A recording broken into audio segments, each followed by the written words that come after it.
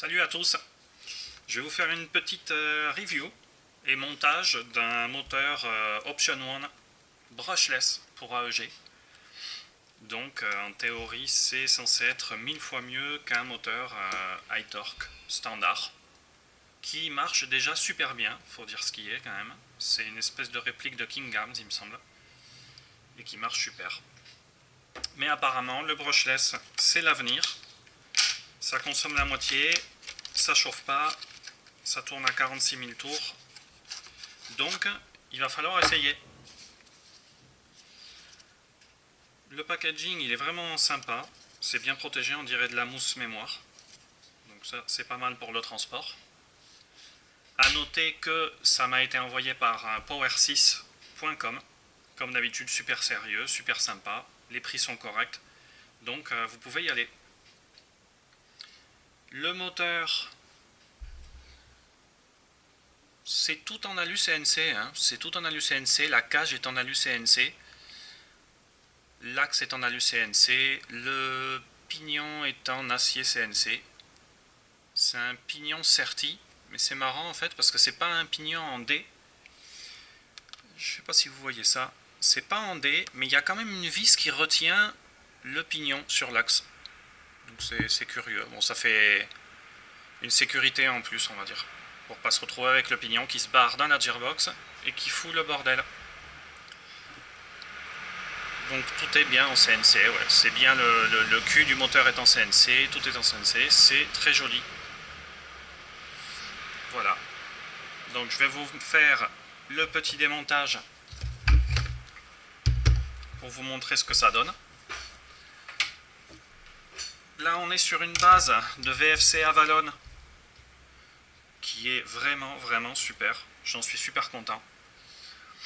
Il y a un avant, je pense que vous avez dû reconnaître ça, il y a un avant de Era Arms CQR que j'ai récupéré sur un ICS et j'étais pas super satisfait du fonctionnement en fait du MOSFET et compagnie, donc j'ai récupéré ça sur mon bon VFC Avalon qui marche du tonnerre et qui est actuellement équipé donc d'un moteur comme ça. Donc, je vais vous faire le petit démontage. C'est simple, il n'y a que deux vis, hein. On va pas s'y passer la nuit. Voilà. Et de une. Et de deux. Voilà. Quand ça veut pas venir tout seul, on y met un tout petit coup sur la poignée. Et avec le ressort qu'il y a dessous, ça vient tout seul. Ok. Alors, on enlève le moteur high torque d'origine donc. En fait, je me rends compte d'une chose, c'est bien l'utilité du brushless, on va dire, hein. On va voir à la longue, mais ce moteur high torque standard à charbon, il y a plein de calamines dessus. Donc il y en a partout, je ne sais pas si ça se voit à la caméra, mais il y a de la calamine partout autour. C'est comme du résidu de plaquettes de frein. Et c'est les charbons qui s'usent. Donc c'est les charbons qui s'usent. Quand on est en 11.1 et qu'on envoie pas mal la purée, ben, c'est ce qui arrive. On va voir si le brushless solutionne à la longue ce problème. Donc avant montage de moteur, moi je recommande toujours de graisser le pignon. Ça coûte pas plus cher et c'est pas plus con pour pas prendre les gears dans la gueule. Donc là, j'ai ma petite graisse lithium qui va bien. Je suis généreux dessus. A noter aussi que à l'intérieur de la gearbox, il y a un MOSFET Léviathan. Le MOSFET Léviathan, il va vraiment du feu de Dieu. Ça marche super bien. C'est fiable, j'ai pas eu de problème. La app avec le Bluetooth, elle est excellente. Donc je recommande. C'est moins emmerdant par exemple que le Titan où on peut pas trop graisser. Parce que sinon ça bouche les capteurs optiques. Et on a des problèmes de tir. Donc voilà. Je prépare bien mon pignon, je mets de la graisse partout comme un gros cochon. Il y en a partout, mais c'est pas plus mal. Alors, j'avais des doutes aussi au niveau de la place que prend le moteur dans la poignée. parce que selon les moteurs, c'est pas évident que ça rentre parfaitement avec les câbles.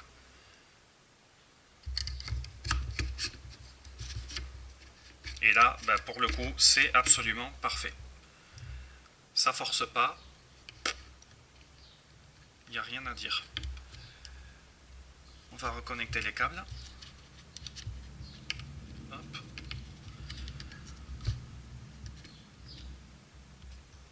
Alors. Petit détail. D'habitude, quand on connecte les COS au moteur, on voit que les câbles vont bien jusqu'en bas. Et qui sont bien à plat par rapport au cul du moteur, quoi. Là, je pense que c'est à cause de l'électronique, la COS dépasse un petit peu. Ça dépasse un petit peu. Je ne sais pas ce que ça va donner quand on va mettre la base de la poignée. On va voir. Hop. Le moteur brushless est censé être compatible avec absolument tous les MOSFET. C'est le premier moteur brushless qui a ces caractéristiques. Le précédent moteur brushless pour AEG, c'était le XPER 350, qui était déjà avec son électronique incluse dessus. Donc on ne pouvait pas utiliser ça avec un MOSFET. C'était le moteur qui servait de MOSFET directement. Là, la grosse nouveauté, c'est pouvoir profiter des fonctionnalités d'un MOSFET avec tous les réglages qui vont avec, sans sacrifier le plaisir du moteur brushless.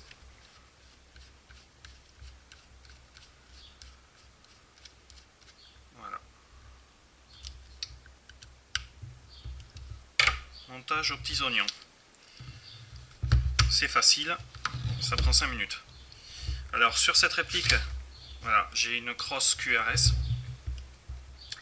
pardon, de chez APS. Elle est pas chère, elle est sympa, c'était nickel. Donc on va mettre la batterie et voir ce que ça donne niveau sensation de tir.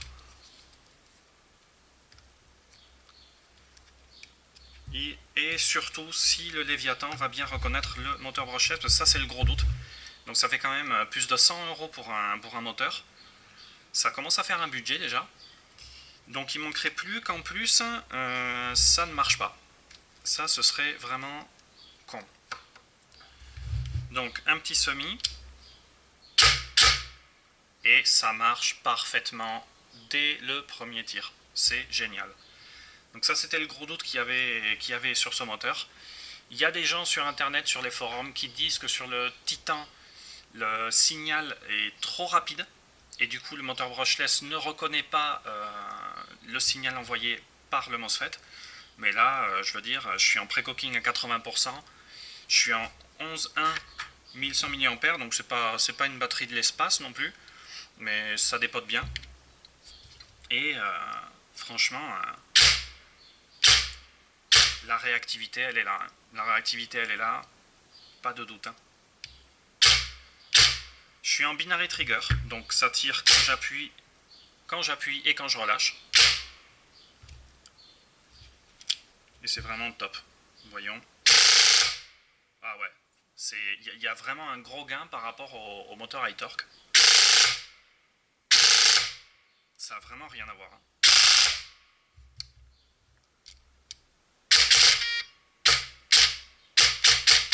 Ça va même tellement vite que je ne sais pas si vous avez entendu, le Léviathan m'a fait un petit bip m'avertissant que ça allait trop vite justement. Donc j'ai trop de pré-cooking par rapport au moteur brushless. Mais c'est génial. Donc ça va permettre de faire moins de pré-cooking, moins de force sur la gearbox quand elle est au repos. Pour moi, c'est un super achat. Alors oui, c'est un budget, mais bon, à la longue, apparemment, il est censé durer beaucoup plus longtemps, consommer la moitié et ne pas chauffer. Et c'est vrai que je ressens aucune chauffe dans le grip moteur, alors que d'habitude ça a tendance quand même un peu à chauffer. Donc voilà, pour moi c'est approuvé.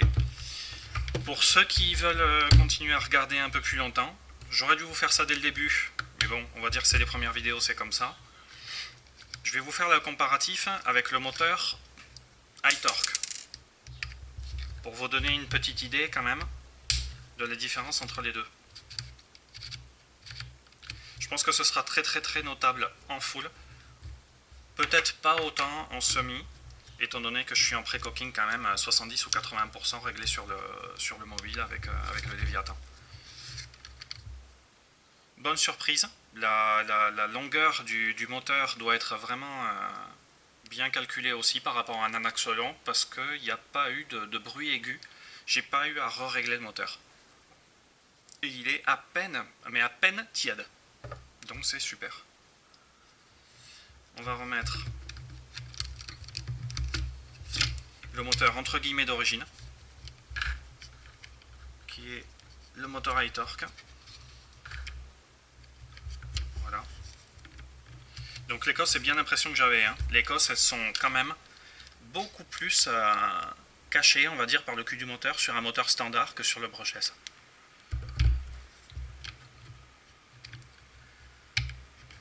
Voilà, on va essayer de ne pas faire de conneries. Ok, ça roule. Niveau du moteur brushless, résistance de la gearbox, attention, parce que ce VFC à l'origine c'est un kit Virgo, qui est donc vendu d'origine avec le moteur brushless XPER 350. Quand je l'ai reçu, j'ai fait à peu près 4 tirs avec. Au 4e tir, j'ai tout pris dans la gueule. Donc j'ai pris des engrenages dans la gueule, tout a pété. C'est vachement trop violent pour une gearbox d'origine, même si c'est VFC d'origine, je veux dire, ça tiendra pas. Donc faut pas se faire d'illusions. Ils avaient monté ça avec un piston dent en plastique, c'est complètement débile, alors qu'un piston dent acier de nos jours, ça coûte que dalle. Mais bon, je suppose que ça devait faire baisser le coût de production. Les gears VFC pardon, c'était la même merde. Tout a pété. Donc j'avais tout remplacé par des gears Slong en acier trempé. Coûtait quand même assez cher pour ce que c'est. Et en ratio 18:1. Depuis ce jour-là, j'ai plus eu aucun problème. Donc il faut quand même penser à bien upgrader, fiabiliser surtout l'interne avant de passer sur un moteur brushless. Sinon, on est tous les 2 jours à démonter et à changer les pièces. Donc on reteste avec le moteur iTorque standard en semi.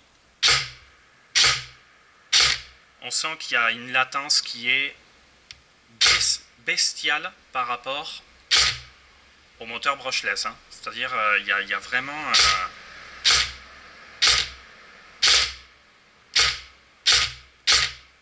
ça tarde bien le double à faire le tir. Hein. Et on va essayer le full. Voilà, ça a vraiment rien à voir. Niveau réactivité, niveau cadence et tout, il y a un gros gain. Il y a un gros gain sur le moteur brushless. Et ça pompe beaucoup plus parce que les câbles sont tièdes. La batterie est tiède aussi avec ce moteur-là. Pourtant, j'ai pas trop abusé. Donc on voit vraiment que le brushless, il y a un avantage là-dessus quand même aussi. Hein. Ouais. Donc voilà, moi je suis satisfait. C'est pas à peine de faire des tests de tir, ça change rien au niveau FPS, niveau portée, niveau précision. Donc c'est pas la peine de s'attarder là-dessus. Donc voilà. Joli petit moteur brushless option 1. Avec la petite étiquette de warranty pour ceux qui s'aventureraient à ouvrir le bordel. Donc pas touche. Et voilà, c'est super. J'ai pas d'autres commentaires, ça s'est monté super facilement, ça marche bien, c'est un peu cher, d'accord, ouais, c'est un peu cher, ça va vous coûter le double voire le triple qu'un moteur iTorque standard, mais je trouve que ça vaut le coup, à la longue et compagnie, si on n'a qu'une réplique, si on n'en a pas 36, on ne veut pas mettre 36 moteurs brushless, bah ça vaut le coup, voilà.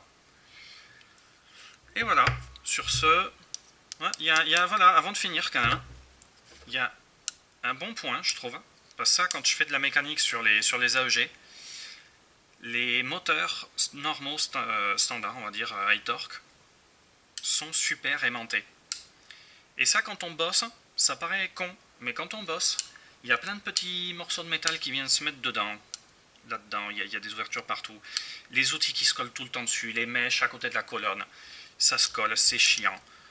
Faut mettre ça à part, faut mettre ça dans une boîte. On peut pas les garder n'importe où. Moi, ça m'emmerde. Donc ça, hein, c'est une question de communauté. C'est con parce que hein, c'est une question de communauté. Une fois que c'est rentré dedans, on s'en tape. Mais là, il n'y a vraiment rien du tout. Donc on n'a pas à avoir peur qu'il y ait quelque chose qui rentre dedans, surtout qu'il n'y a pas d'ouverture, pas d'échancrure, vu qu'il ne doit pas chauffer, il n'y a pas d'échancrure de refroidissement. Donc voilà, c'était le petit dernier commentaire. Et voilà, bah merci d'avoir visionné, et à la prochaine vidéo. A plus.